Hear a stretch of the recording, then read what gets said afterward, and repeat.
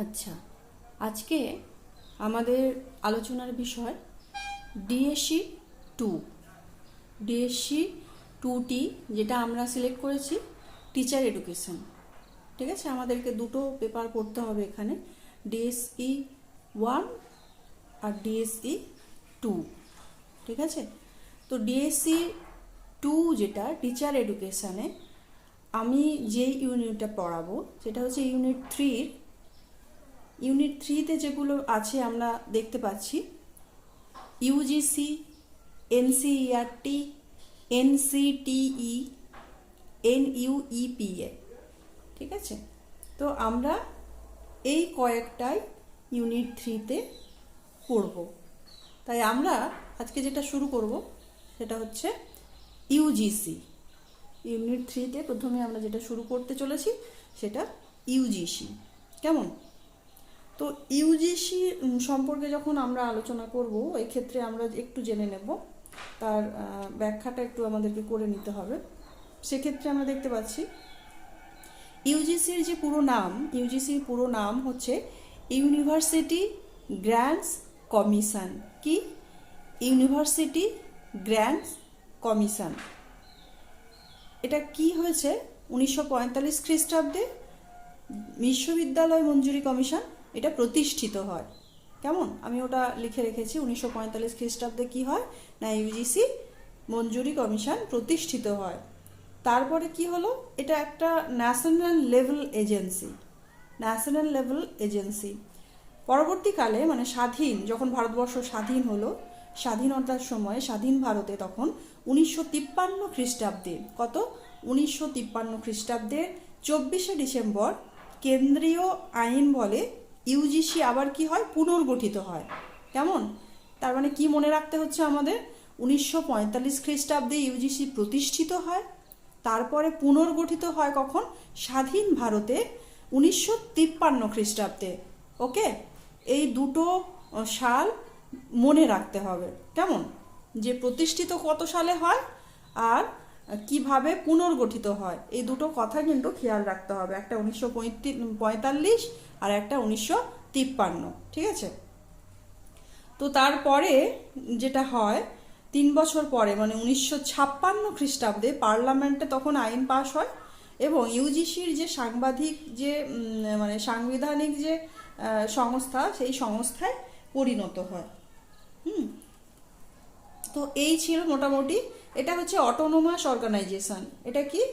এটাকে এই সময়ে মানে এই যে 3 বছর পরে 1956 খ্রিস্টাব্দে এটাকে স্বশাসিত যে সংস্থা মানে অটোনোমাস অর্গানাইজেশনে পরিণত করা হয় ইউজিসিকে। ওকে, এইটুকু গেল আমাদের সম্পর্কে একটু আলোচনা।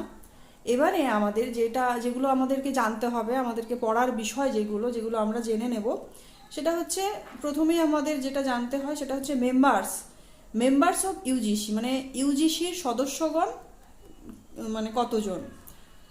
এখানে 1956 খ্রিস্টাব্দে যে আইন স্থির হয় সেখানে ইউজিসিতে মোট সদস্য হয় 9 জন। কজন?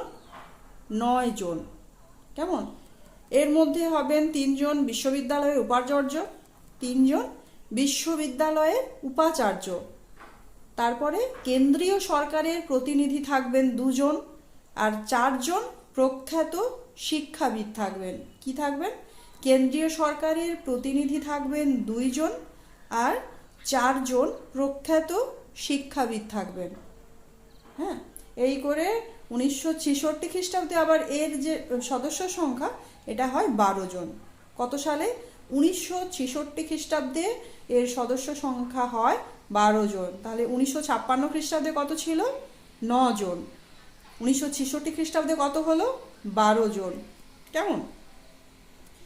তো এখানে যেটা করতে হয় মানে যে 4 জন সদস্য নির্বাচন করা হয়, যারা কৃষি, বাণিজ্য, শিল্পক্ষেত্র, হ্যাঁ, এই ধরনের জ্ঞানী ব্যক্তি যারা আছেন, হ্যাঁ, তাদেরকে সেই ধরনের সদস্য নির্বাচন করা হয়। তাছাড়াও ডাক্তারি, ইঞ্জিনিয়ারিং, আইন থেকে যারা এসছেন আইন পাশ করে, সেখান থেকেও একজন প্রতিনিধি থাকেন। তারপরে বললাম বিশ্ববিদ্যালয়ের উপাচার্য অথবা নাম করা যিনারা শিক্ষার্থী তাদের মধ্য থেকে একজন নিযুক্ত হন। এই হচ্ছে মানে সদস্যগণ এভাবে নির্ধারিত করা হয়। হ্যাঁ, তো বিশ্ববিদ্যালয়গুলির মধ্যে অর্থ বন্টন, আর্থিক প্রয়োজনীয়তার দিক লক্ষ্য রাখা, তার অনুসন্ধান করা, শিক্ষা, গবেষণা কাজে স্নাতকোত্তর স্তরে প্রয়োজনীয় যে সেই সাহায্য প্রদান করা, তারপরে বিশ্ববিদ্যালয়গুলির যে উন্নয়ন পরিকল্পনার যে বাস্তবায়ন, তারও প্রয়োজনীয় অর্থ সাহায্য দান করা হয়। এইগুলো গেল ইউজিসি সম্পর্কে আমাদের একটা প্রাথমিক ধারণা। তো এই যে ইউজিসির কিছু কাজ আছে। কি আছে? ইউজিসির কিছু কাজ আছে। তো ইউজিসির যে সমস্ত কাজ আছে তার মধ্যে সেগুলো হচ্ছে মূলত উচ্চশিক্ষা আর গবেষণার উন্নয়ন ঘটানো। কি?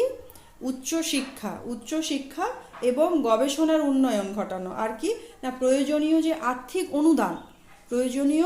আর্থিক অনুদান প্রদান করা। আর কি? আর বিশ্ববিদ্যালয়ের আর যে কলেজগুলো আছে সেই কলেজগুলোর যে আর্থিক প্রয়োজন সেটা খতিয়ে দেখা, যে তাদের কতটা আর্থিক প্রয়োজন আছে, তাদেরকে কতটা সাহায্য প্রদান করতে হবে, হ্যাঁ, সেইগুলো পুঙ্খানুপুঙ্খভাবে বিচার বিশ্লেষণ করা, হ্যাঁ, সেই ক্ষেত্রটা দেখভাল করা। আর কি করে না, কেন্দ্রের যে আইন আছে, কেন্দ্রীয় আইন দ্বারা যে প্রতিষ্ঠিত বিদ্যালয়গুলো আছে সেইগুলোকেও অনুদান দেওয়া। আর কি না, বিশ্ববিদ্যালয়ে যে সংরক্ষণ মানে মেইনটেন্স করার জন্য অনুদান প্রদান করা হয়। কিভাবে মেনটেন করা হবে বিশ্ববিদ্যালয়ে, কিভাবে শিক্ষার বিকাশ হবে, হ্যাঁ, কিভাবে সমস্ত কিছু মেনটেন করা হয়, হ্যাঁ, এগুলোর ক্ষেত্রেও কিন্তু ইউজিসির একটা মানে কাজ। আর কি না, কোনো নতুন যে বিশ্ববিদ্যালয় আছে সেই বিশ্ববিদ্যালয়গুলো প্রতিষ্ঠার ক্ষেত্রে যে নির্দিষ্ট কর্তৃপক্ষ আছেন তিনাকে উপদেশ দেওয়া এবং অনুমোদন প্রদান করাও কিন্তু মঞ্জুরি কমিশনের একটা গুরুত্বপূর্ণ কাজ। তারপরে তো গুণগত মানের উন্নয়ন সেক্ষেত্রেও কিন্তু পরামর্শ দিয়ে থাকেন। আর কি, কেন্দ্রীয় সরকার যে ঘোষণা কেন্দ্রীয় সরকারের ঘোষিত যে উচ্চশিক্ষার যে প্রশিক্ষণ, হ্যাঁ, সেইগুলোকে রক্ষণাবেক্ষণ করা, তাদের বিকাশ সাধন করা, বিশেষ যে উদ্দেশ্য আছে, কিভাবে সমস্ত বিভিন্ন ধরনের উদ্দেশ্য আছে সেই উদ্দেশ্য পূরণের জন্য অর্থ প্রদান করা হয়। কেমন? উদ্দেশ্য পূরণের জন্য আমাদেরও যেমন প্রত্যেকের, আমরা যে পড়াশোনা করছি তো আমাদের কিছু না কিছু উদ্দেশ্য থাকে, আমাদের উদ্দেশ্য প্রণোদিতভাবে কিন্তু এগোতে হয়। নহলে কি হয় না, আমাদের যে আমরা নিজেদের যে টার্নিং পয়েন্ট সেটা আমরা তখন হারিয়ে ফেলবো। তাই আমরা যদি উদ্দেশ্য প্রণোদিতভাবে আমাদের সেই পড়াশোনাটাকে এগিয়ে নিয়ে যেতে পারি, আমাদের উদ্দেশ্যর দিকে আমরা যদি খেয়াল রাখি, তাহলেও কিন্তু আমরা আমাদের যে নিজস্ব লক্ষ্য আছে সেই লক্ষ্যটাকে ফলো আপ করতে পারবো। তো সেক্ষেত্রে আমরা এখানে ইউজিসি যেটা কাজ করছে, আমরা আমাদের মতন করে কাজ করি, আমাদের নিজের যে উদ্দেশ্য আছে সেগুলোকে পূরণের জন্য। আর ইউজিসি করছে কি না, ইউজিসি হচ্ছে যে বিশেষ উদ্দেশ্য পূরণ করছে, হ্যাঁ, সাধারণ কোনো বা বিশেষ কোনো উদ্দেশ্য আছে যেগুলো রক্ষণাবেক্ষণ করা এবং তাদেরকে অনুদান দেওয়া, অর্থ প্রদান করা, এগুলো কিন্তু এটা কার্যাবলীর ক্ষেত্রে কিন্তু করা হয়ে থাকে। আর কি না, উচ্চশিক্ষার যে বিভিন্ন প্রতিষ্ঠান আছে সেখানেও কিন্তু রক্ষণাবেক্ষণের ক্ষেত্রেও কিন্তু একটা গুরুত্বপূর্ণ ভূমিকা নিয়ে থাকে। আরও অনেক কিছু, যেমন বিদেশের বিভিন্ন বিশ্ববিদ্যালয়, সেগুলো উন্নত যে পঠন পাঠন ব্যবস্থা আছে সেগুলো অনুসন্ধান করা এবং সেই অনুসন্ধান করার সাথে সাথে কিভাবে স্থাপন করা যায়। ধর বিশ্ববিদ্যালয়গুলো কি করলো না, বিভিন্ন যে বিদেশের যে বিশ্ববিদ্যালয়গুলো আছে তার যেই জায়গাগুলোতে উন্নত পঠন পাঠন হয় সেগুলোকে সেগুলোকে দেখলেন, দেখার পরে কি করলো যে আমাদের এদেশে এসে, হ্যাঁ, অনুসন্ধান করে সেইগুলো কিভাবে স্থাপন করা যায়, সম্বন্ধ স্থাপন করা যায়, সেক্ষেত্রেও কিন্তু তার একটা কার্যকরী ভূমিকা গ্রহণ করে থাকেন। আর কি করে থাকেন না, যে গাইডেন্স যে মানে যেই ধরনের যে গাইডলাইন্স আছে, সেই গাইডলাইন্সগুলো কেন্দ্র আর রাজ্য, এই সরকার যারা আছেন তাদের যে আয়ত্তাধীন যে বিশ্ববিদ্যালয়গুলো আছে সেইগুলো অনুদান দেওয়ার জন্য একটা গাইডলাইন্স আছে, সেগুলোকে স্থির করতে সাহায্য করেন। আর বিভিন্ন দেশে সারা দেশে কলেজ বিশ্ববিদ্যালয় স্তরের যে গুণগত মান, হ্যাঁ গুণগত মান, সেই সমস্ত যোগ্যতা মাপক যে পরীক্ষা, যেমন ধর আমরা যদি নেটের কথা বলি, হ্যাঁ নেট একটা পরীক্ষা যেটা হচ্ছে MA পাস করার পরে এই পরীক্ষা দেওয়া যায়।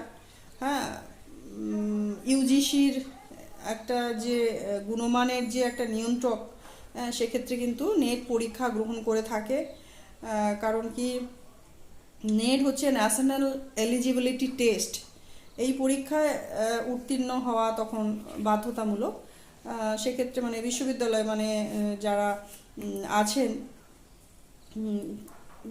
এই যে ক্ষেত্র যে গুণমান যে ঠিক করে দেন, হ্যাঁ সেক্ষেত্রেও কিন্তু তিনারা দেখভাল করে থাকেন যে কীরকম যোগ্যতা মাপক পরীক্ষা হচ্ছে।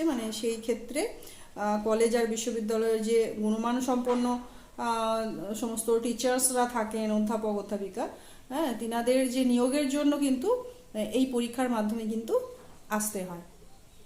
তো সেটাও কিন্তু ইউজিসির কার্যাবলীর মধ্যে পড়ে। আর কি না, আর্থিক সাহায্য করে মহাবিদ্যালয়গুলোকে অনেক নতুন নতুন কর্মসূচির যে রূপায়ণ, সেক্ষেত্রেও কিন্তু সাহায্য করে থাকেন।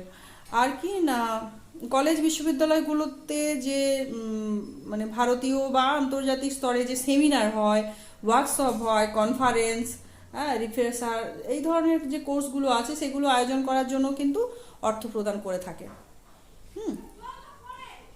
আর কি না, SC STদের জন্য যে এগুলো জেনে রাখা ভালো, এগুলো জেনে রাখতে হবে। SC STদের জন্য রাজীব গান্ধী জাতীয় বৃত্তি, আর সংখ্যালঘুদের জন্য মৌলানা আজাদ জাতীয় বৃত্তি প্রদান করা হয়। এক্ষেত্রেও কিন্তু ইউজিসির কার্যাবলীর মধ্যে এখানেও কিন্তু এটা রাখা হয়েছে। আর কি না, নারীদের জন্য মহিলা হোস্টেল সেটা নির্মাণেও কিন্তু বিশেষ আর্থিক সাহায্য দিয়ে থাকেন। এছাড়া কর্মরত যারা অধ্যাপক থাকেন তাদের প্রশিক্ষণের জন্যও একাডেমিক যে স্টাফ কলেজ, সেইগুলোকে কিন্তু অর্থ প্রদান করা হয়।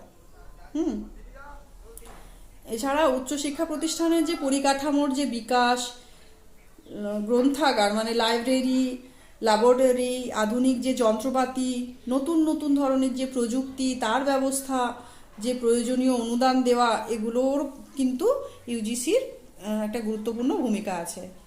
হ্যাঁ, এগুলো থেকে আমরা মোটামুটি বুঝতে পারছি যে বিশ্ববিদ্যালয় মঞ্জুরি কমিশন এমন একটা সংস্থা যা উচ্চশিক্ষা প্রতিষ্ঠানকে নির্দিষ্ট নিয়মকানুনের ভিত্তিতে অনুমোদন দিয়ে থাকে।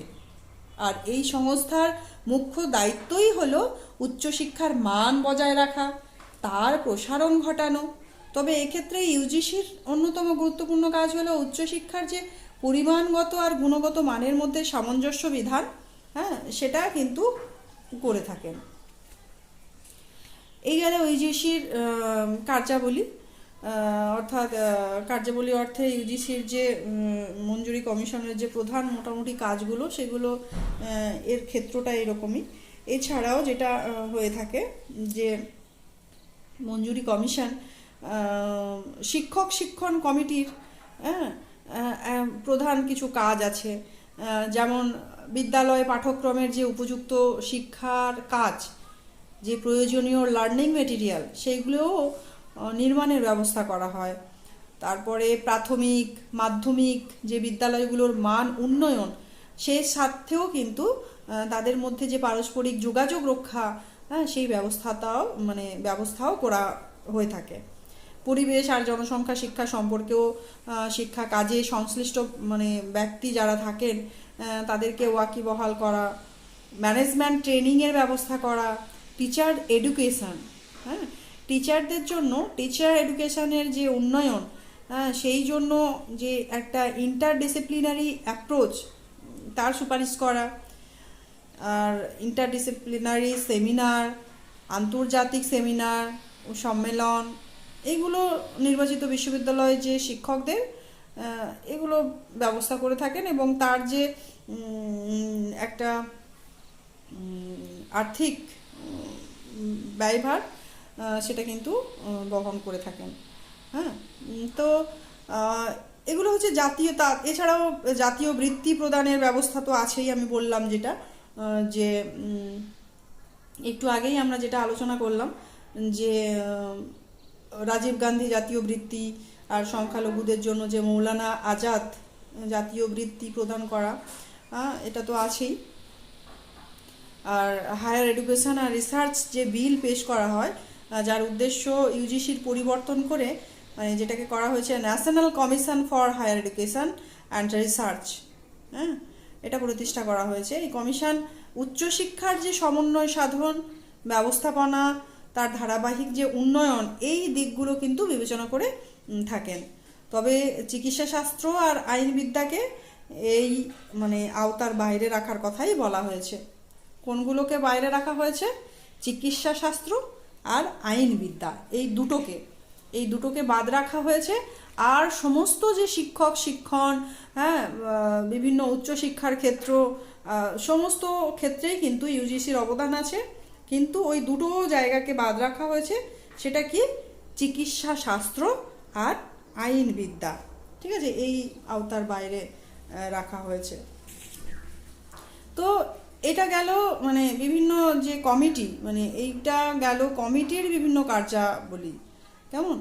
এই কমিটিতে মানে পরিদর্শক, অধ্যাপক নিয়োগ, বিভিন্ন বিশ্ববিদ্যালয়ের মধ্যে যে পদ্ধতিগত চিন্তাভাবনামূলক যে আদান প্রদান, সেগুলোর ব্যবস্থা করা হয় এই ধরনের মানে অ্যাক্টিভিটিসের মধ্যে। কেমন?